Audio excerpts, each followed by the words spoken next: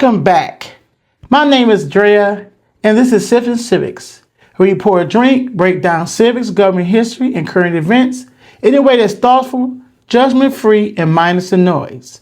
So pour something you love and join the conversation.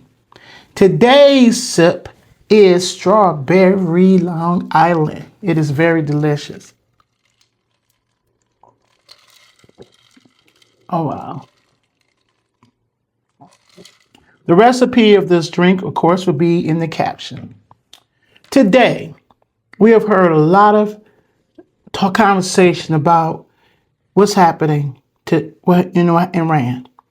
It's very disturbing to realize that a lot of people don't understand that there's a protocol to everything we do in this country. Our founding fathers created these protocols, and throughout the history, we have added as situation came up in different laws. Like I explained to you in one of my previous videos, that we have three powers, right? The separation of powers: the executive branch, the legislation branch, and the judicial branch. One thing we discussed was that the legislation branch does what? Controls the purse. They're the ones who make sure that they make the laws, and everything has to come through Congress, the House, in order to be financially funded, of course. So, within this year, in this year alone, the current administration has airstrike bombed 7 times. 7 times within a year of this administration have we struck countries. Some are allies, some not. All right.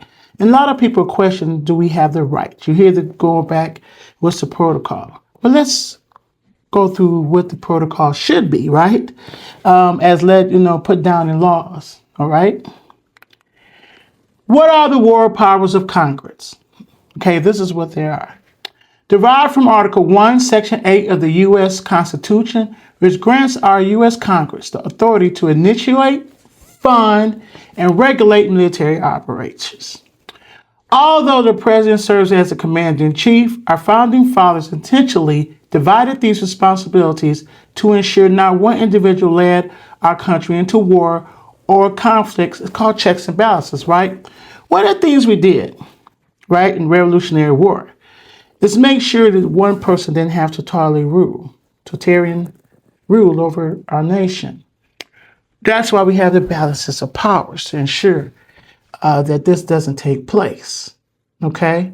That's why we had a voting process to ensure that the people elect those who are in position to make powers that govern our everyday lives. Okay? And are protective and responsible of what our tax dollars.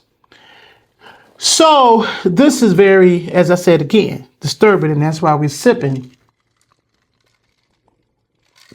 as we have a conversation. One of the things I want everyone to understand and embrace is, like I said, this is a comfortable space. All of us could talk. We have a conversation like we're sitting in our living room. That's the purpose of Sips and Civics. Because we want everybody to feel comfortable. If you don't understand and you do not know, ask a question. That is what we do, okay? Constitutional war powers of Congress, right? Power to declare war. Most authority held by Congress, right?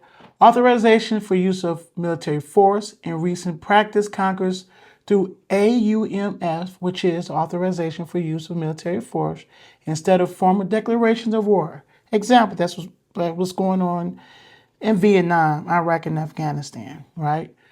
Power of the purse is solely by Congress, as I explained to you before.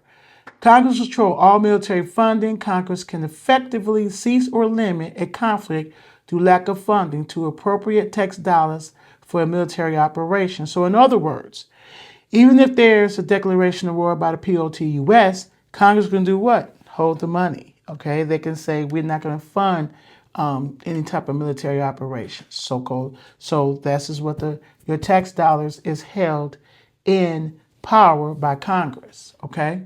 Military regulations: raise and support armies, provide and maintain a navy, make protocols for the government and regulations of land and naval forces, organize and call forth the military. Those are powers of Congress. Now, let's think about the War Powers Resolutions of 1973. This is addition to the War Powers, okay? This federal law was implemented to check the executive branch, the president, power after the Vietnam War. Key provisions. Now, since 1973, this provisions was made that 1, the president must notify Congress within 48 hours of enacting armed forces to a conflict. 2, time limits. Armed forces cannot remain in conflict or hostilities for more than 60 days. Plus, there's a 30-day withdrawal period without explicit Congress authorization or declarations of war. So in other words, there is a time frame, right? 60 days. So they have 60 days to be in Iran. Then if they want to leave Iran, they have an additional 30 days. If it's farther than 90 days is projected, he has to talk to Congress. Okay? Has to be done according to our Constitution. 3, consultation. The law requires for the POTS to consult with Congress in every possible instance before introducing our military into situations of imminent hostilities or conflicts. Viewers, peeps, please understand that our Constitution in its 26 amendments was designed to enforce balance of power. And without it, it's all chaos. Okay, we don't have a uniform government. Okay, we don't go protocols. We can't pick and choose what protocols we want to do, right? Because it'd be unconstitutional. So we must realize that in spaces like this, where people are having conversations, as things arise, okay, education comes forth. And this is what we're here to do. As I explained to you before, I teach at Wayne State University here in Michigan and University of Michigan Labor Study programs. And people ask these questions, old, young, and new. It doesn't matter which generation you are in, Z, X, millennium. We all have our civic duty, right, to understand this. But you can't understand it if you're not exposed to it. So that's why you come to Sips and Civics, and this is where we have these type of conversations. I just want everyone to know that when people say, well, you can Google it, you can look it up. You can't look it up if you don't even know it exists, right? So that's why this space is here.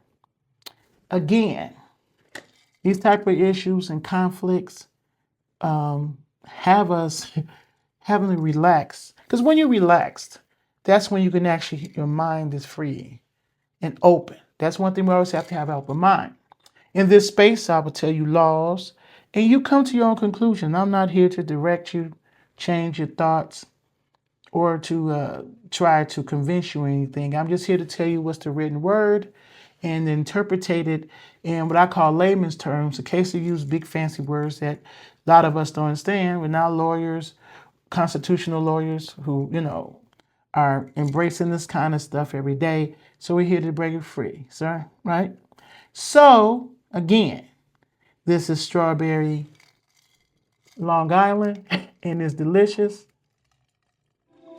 And until next time, see ya.